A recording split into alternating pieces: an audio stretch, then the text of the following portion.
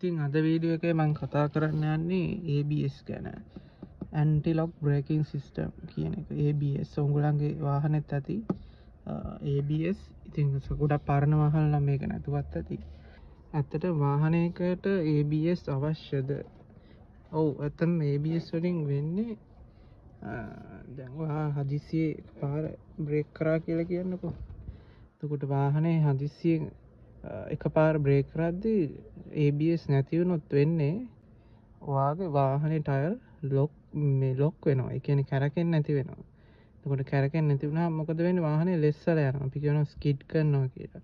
එතකොට ලෙස්සලා ගිහිල්ලා තමයි නවතින්නේ. එතකොට වාහනේ එකපාර නවතින්නේ නැහැ. ඉතින් මේ රෝද ලොක් වෙන එක නවත්තන්න තමයි මේ ABS සිස්ටම් එක මේ තියෙන්නේ. එතකොට වාහනේ ඔයා හයියෙන් බ්‍රේක් කරද්දී රෝද ලොක් වෙන්නේ නැහැ. රෝද කැරකෙනවා. එතකොට ඒ ලොක් වෙන එක නවත්තන්න සහ වාහනේ තියෙන ස්ටැබිලිටි එක මේන්ටේන් කරගන්න ඕනට වාහනේ කන්ට්‍රෝල් කරගන්න ලේසි වෙන්න පහසු කරවන තමයි මේ ABS සිස්ටම් එක තියෙන්නේ.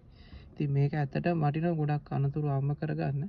ඉතින් මේක ඉස්සෙල්ලාම ඉන්ට්‍රොඩියුස් කරලා තියෙන්නේ එයාක්‍රාෆ්ට් වලට. ප්ලේන් වලට තමයි ඉස්සෙල්ලා මේ ABS සිස්ටම් එක ඇවිල්ලා තියෙන්නේ. පස්සේ මේක Mercedes Benz Bosch වගේ ප්‍රබල ආයතන දෙකක් එකතුලා මේක මෝටර රථ වාහන වලට හඳුන්වලා දීලා තිනවා. ඒක තව ඩිවෙලොප් කරලා.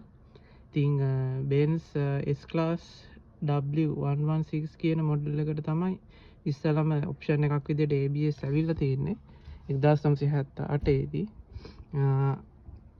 ඉතින් ඔක තමයි ABS එකේ කතාව. ඉතින් ඇත්තටම ඔයාගේ ABS එක වැඩ කරනවද කියලා දැනගන්න මේ වාහනේ ස්ටාර්ට් කරාට පස්සෙත් මේ ලයිට් එක ඔන් එකේ තියෙනවා නම් වාහනේ ධාවනය කරන වෙලාවටත් මේ ලයිට් එක ඔන් එකේ තියෙනවා නම් අනිවාර්යෙන් ABS එකේ ෆෝල්ට් එකක් ඇති.